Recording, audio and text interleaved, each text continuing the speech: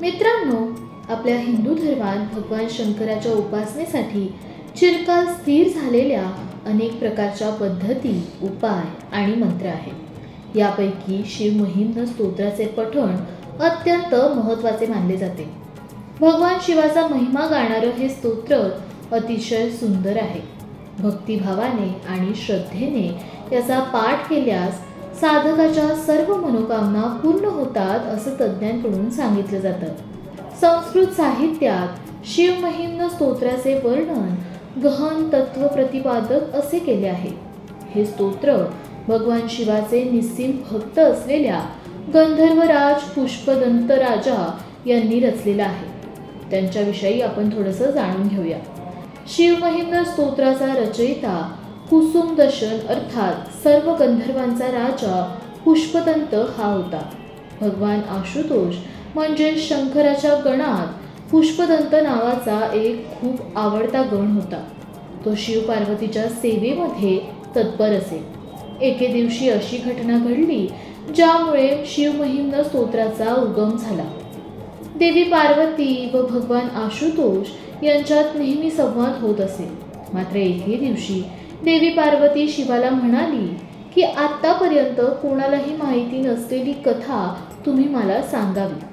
भगवान आशुतोष म्हणाले, हो सांगतो, मात्र ही कथा सांगताना कोणताही व्यत्यय येऊ नये म्हणून नंदीस दारावर पहारा देण्यास सांगतो व आतमध्ये कोणालाही सोडू नकोस अशी तंबीही देतो. थोड्या वेळाने गंधर्वराज पुष्पदंत तिथे पूजेसाठी आले. मात्र नंदी महाराजांनी त्यांना अडवले.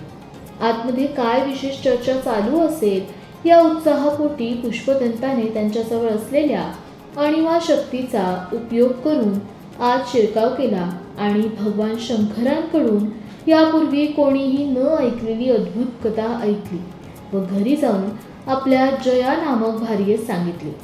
जया आणि देवी पार्वती या सखी असल्यामुळे वेगवेगळ्या विषयांवर चर्चा सुरू असताना एकदा जयाने पुष्पदंताने सांगितलेली कथा पार्वतीस सांगितली. ती ऐकून पार्वतीस आश्चर्य वाटले. तिने शंकरास विचारले की तुम्ही मला सांगितलेली कथा कोणासच माहिती नव्हती ना, तर मग पुष्पदंताच्या बायकोस कशी समजली? भगवान आशुतोष यांनी नंदीकडे चौकशी केली. तेव्हा नंदीने पुष्पदंत आला होता असं सांगितलं, पण त्याला अडवलं होतं हेही सांगितलं. भगवान आशुतोष यांना पुष्पदंताच्या अणिमा शक्तीबाबत माहिती असल्यामुळे त्यांना सर्व प्रकार लक्षात आला. हा सर्व प्रकार त्यांनी पार्वतीस सांगितला. तिने गंधर्व राजास शाप दिला, तुला मनुष्य जन्म घ्यावा लागेल. त्याने माफी मागून पार्वतीकडे उशाप मागितला. तेव्हा उमेने उशाप दिला, मनुष्य योनीत गेल्यानंतर सुप्रतीक यक्ष भेटेल. त्याला कुबेराचा शाप मिळाल्यामुळे विंध्य पर्वतावर तो पिशाच्य होऊन हिंडताना दिसेल. त्याला सर्व हकीकत सांग, म्हणजे तुला तुझे पहिले रूप पुन्हा मिळेल. अशा प्रकारे पुष्पदंताची शापातून मुक्तता झाली आणि त्याने शिवमहिम्न स्तोत्राची निर्मिती केली. गंधर्व पुष्पदंतांनी प्रार्थना करताना ज्या श्लोकाचे पठण केले त्याला शिवमहिम्न स्तोत्र म्हणून ओळखलं जाऊ लागलं. हे स्तोत्र म्हणायला अवघड असलं तरी त्यामुळे आपली भाषा शुद्धी होते, मन प्रसन्न होतं, शिवाय पापदोष निवारण होते. म्हणून या स्तोत्राचे श्रवण आणि शक्य झाल्यास पठण करावे असं सांगितलं जातं. पुष्पदंताने हे स्तोत्र खूप प्रसन्न भाषेत लिहिले आहे. यात सर्व शास्त्रीय विचारांचा परिपोष त्याने केला आहे. महादेवाचे भक्त त्यांच्याकडून इच्छित वरदान मिळवण्यासाठी याचे पठण करतात. धर्मग्रंथानुसार भगवान शिवाची उपासना करण्याचे पुण्य देणाऱ्या शिवमहिम्न स्तोत्राचे वर्णन अलौकिक पद्धतीने केले आहे. असे मानले जाते की त्यांच्या स्वरूपाबद्दल विचारले असता स्वतः शिवाने या स्तोत्राद्वारे त्यांच्या पवित्र रूपाचे वर्णन केले आहे. म्हणजे या जगात जे काही आहे ते सर्व शिवमय आहे. भगवान शिव हे जल, जमीन आणि आकाश इत्यादींचे स्वामी आहेत. शिव हे एकमेव सत्य आहे. भगवान शिवाचा महिमा गाताना या पवित्र स्तोत्रात सांगितले आहे की भगवान शिव हा देवाचा देव आहे, ज्याच्या केवळ हावभावाने सामान्य माणूस आणि देवता दोघेही सर्व सुख, संपत्ती आणि ऐश्वर्य प्राप्त करू शकतात. शिवमहिम्न स्तोत्रानुसार भगवान भोलेनाथांच्या भक्तीमध्ये अनंत आनंद असतो. जो प्राप्त केल्यानंतर शिवभक्ताला दुसरी कोणतीच इच्छा नसते, कारण जो शिवमहिम स्तोत्र खऱ्या भक्तीने आणि श्रद्धेने पाठ करतो त्याला सदैव शिवाच्या आशीर्वादाचा वर्षाव होतो आणि त्याला जीवनातील कोणत्याही भीतीने, रोगाने किंवा दुःखाने त्रास होत नाही। असे मानले जाते की शिवमहिम स्तोत्राचे पठण केल्याने सर्व प्रकारच्या दान, तपश्चर्या आणि तीर्थयात्रांपेक्षा अधिक पुण्य प्राप्त होते। याचे वाचन करणारा शिवभक्त सर्व सुख भोगत असताना शेवटी शिवलोकाची प्राप्ती करतो।